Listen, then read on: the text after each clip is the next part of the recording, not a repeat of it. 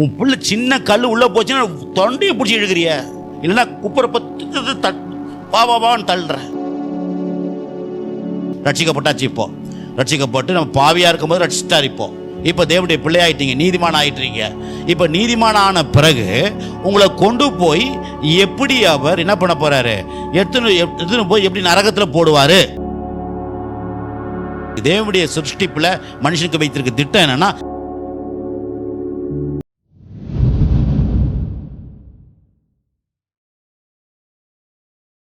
ஏண்டா நீ உன் பிள்ளைக்கு கல்லை வைப்பியா?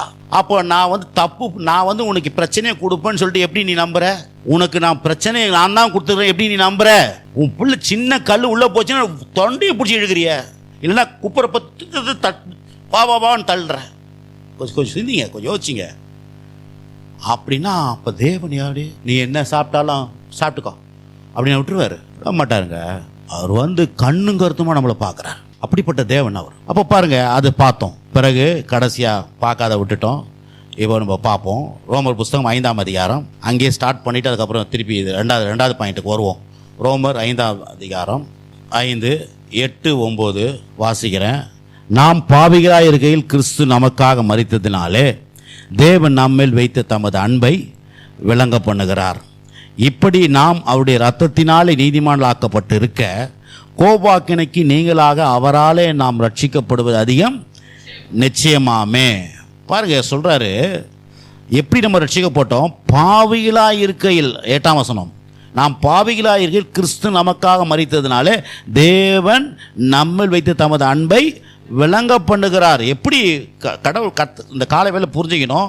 நாம் எப்படி நல்லவனாக இருக்கிறதுனால கடவுள் நம்மளை வந்து ரட்சிக்கலை. பிரிட்டோ நல்ல ஆள் அதனால் ரட்சித்துக்கிறேன் அப்படி இல்லை.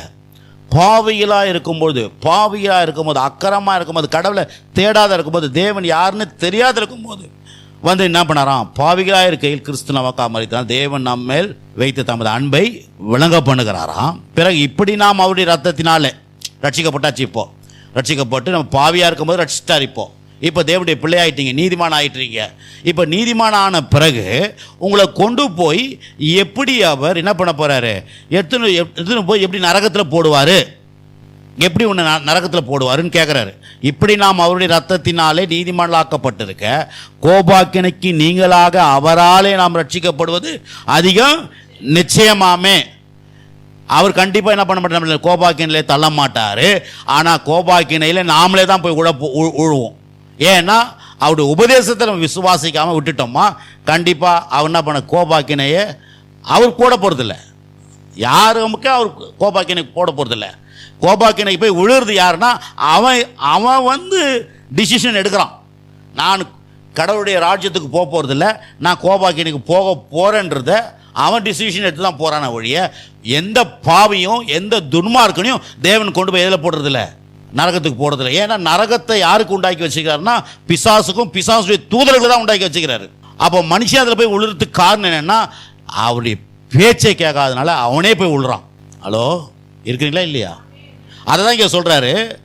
இப்படி நாம் அவருடைய ரத்தத்தினாலே நீதிமான்களாக்கப்பட்டிருக்க, கோபாக்கினைக்கு நீங்களாகி அவராலே நாம் ரட்சிக்கப்படுவது அதிக நிச்சயமா. அப்படின்னா என்ன? இந்த ரட்சிப்பை என்ன பண்ணா, தேவனுடைய ரட்சிப்பை நீ பாவியாக இருக்கும் போது உனக்கு ரட்சித்து இருக்கிறாருன்னா, இன்னைக்கு தேவனுடைய பிள்ளையாக இருக்கிற, இந்த பிள்ளையாக இருக்கிற உனக்கு பிரச்சனையை கொடுத்துருக்கிறாருன்னு நினைக்கிற வாழ்க்கையில். பிறகு சில நேரத்தில் பிரச்சனை மாத்திரம் இல்லை, கடைசியில் நம்ம வந்து நரகத்தில் போய் நம்மளை தள்ளுவாரா அப்படின்னு சொல்லிட்டு யோசனை பண்ணிருக்கிற, எப்படி அதெல்லாம் செய்வார் அப்படின்ட்டு சொல்கிறார். அப்படின்னா என்ன? தேவனுடைய உபதேசம் என்பது மனுஷனுக்கு, தேவனுடைய சிருஷ்டிப்பில் மனுஷனுக்கு வைத்திருக்க திட்டம் என்னென்னா, தேவன் நன்மை தான் செய்வார், உங்களுக்கு தீமைக்கு அவருக்கும் இடமில்லை. அதை தான் இங்கே சொல்கிறாரு. பிறகு நீங்கள் யாக்கோபு 1:17 நீங்கள் வாசிப்பாருங்க. வாசிப்போம். நன்மையான எந்த ஈவும் பூரணமான எந்த வரமும் பரத்திலிருந்து உண்டாகி ஜோதிகள் பிதாவிடத்திலிருந்து இறங்கி வருகிறது. அவரிடத்தில் யாதொரு மாறுதலும் யாதொரு வேற்றுமை நிழலும் இல்லை. அப்படின்னா என்ன அர்த்தம்னா, கடவுள்கிட்ட கர்த்தருடைய உபதேசத்தில் அல்லது கர்த்தருடைய சிருஷ்டிப்பில் தேவன் நமக்காக மனுஷனுக்காக படைச்சி வச்சிருக்கிற அத்தனையிலையும் தீமை கிடையாது, விஷமே கிடையாது. அப்போ எப்படின்னா இதை வந்து ரொம்ப ஆழமாக நீங்கள் உள்ளத்தில் மனசில் வைக்கணும். தேவன் எனக்கு ஒரு ஒரு தீமை நடக்குதுன்னா அது தேவனால் நடக்கலை. உங்களுக்கு எந்த காரியம் நடக்கலை, ஏதோ ஒரு காரியம் நடக்கலைன்னா அது தேவனால் தேவன் தடுத்து வைக்கல.